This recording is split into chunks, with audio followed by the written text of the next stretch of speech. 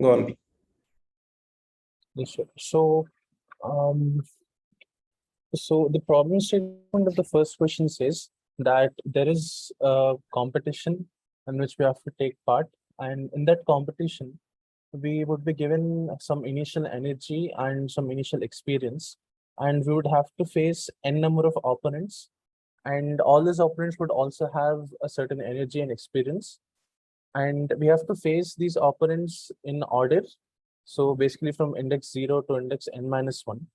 And what he says is that, uh, so focus on this thing. When she says, when you face an opponent, you need to have both strictly greater experience and energy to defeat them. So whatever experience and energy we have, it has to be strictly greater than that of the opponent. And then he says, once you defeat the ith opponent, you increase your experience basically by his experience, or you can call that experience of I. And then you decrease your energy by whatever energy he has, or you can call that energy of I, right? And then he says, before starting the competition, you have to train for some number of hours. And after each hour of train, hello? This is the time for a nice video of coffee. Yeah, so he says before starting the competition, you can train for some number of hours. And after each hour of training, you can either choose to increase your initial experience, or you can choose to increase your initial energy by one. So basically 1 hour of training would give you, you can say, amount of one, and you can add that to your energy or to your experience, right? And he's asking you to return the minimum number of training hours you would require to defeat all of the opponents. So the approach that I got for this question was a greedy approach, or you can call that a brute force approach. So what we would do is, initially we would just start facing the opponents with whatever energy and experience we have.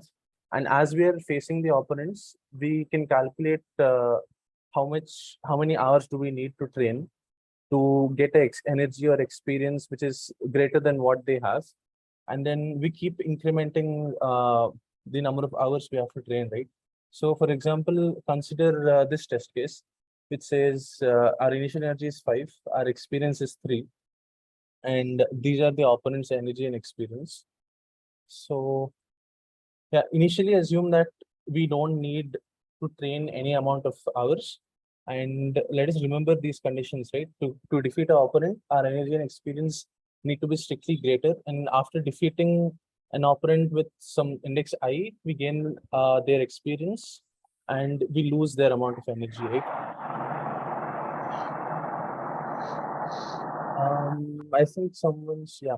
So initially our energy is 5 and our experience is 3. So let's say we're facing the first opponent, right?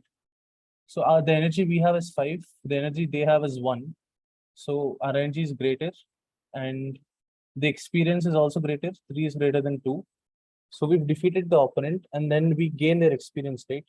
So our experience is 3, and then we add 2 to that, it becomes 5. And then we lose how much ever energy they have. So they have energy 1. So ours becomes 5 minus 1, which is 4. And then we move on to facing the next opponent, right? So our energy is 4, and then even his energy is 4. Now 4 is not greater than 4, right? So in order to be greater than 4, you need to be just one value ahead. So 4 plus 1 is 5. So our energy value has to be at least 5. So what we could do is that we could train for an hour and gain that value 1.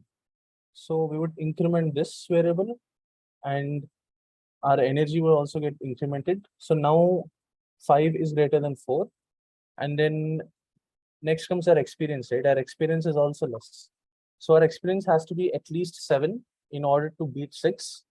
So to make 5 7, we would train for more 2 hours, 5 minus 7, right?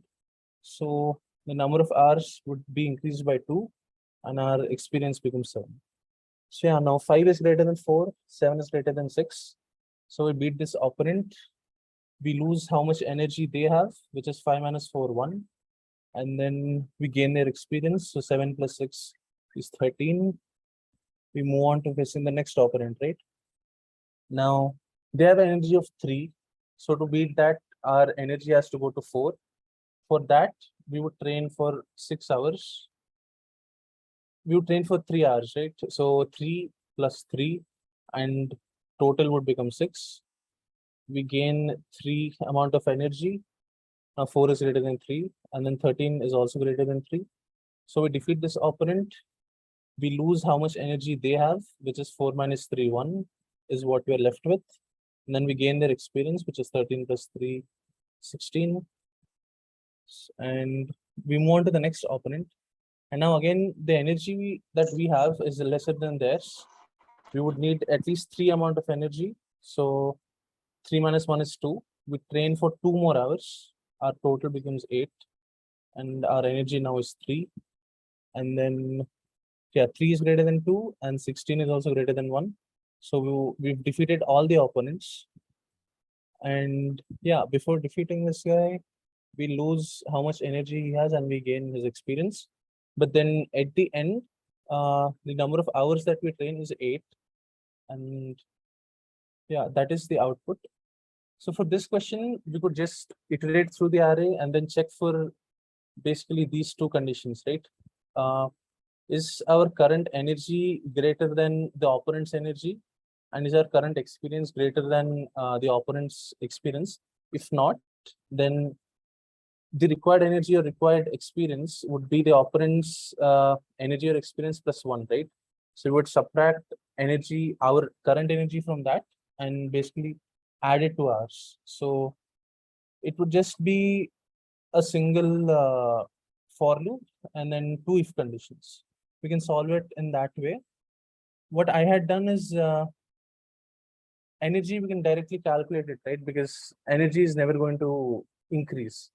So our energy will only keep reducing. So the total minimum energy that we would require is sum of energy plus 1, right? Because it has to be strictly greater than the operand's energy combined. So I'm calculating the required energy and then I'm directly adding it to my answer variable. And then this is what we discussed. We keep checking if we have experience which is less than theirs. And then accordingly, we increment our experience and we increment the number of hours we train. And so, yeah, that is it. It's a single for loop with a greedy or brute force approach. And so, yeah, like one small optimization in the calculation, you could say that the first person had done is that.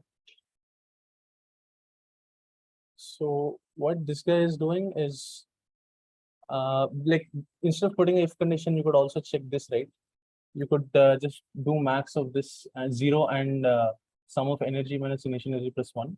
Because let us say the energy we have is already greater than all of the operand's energy combined.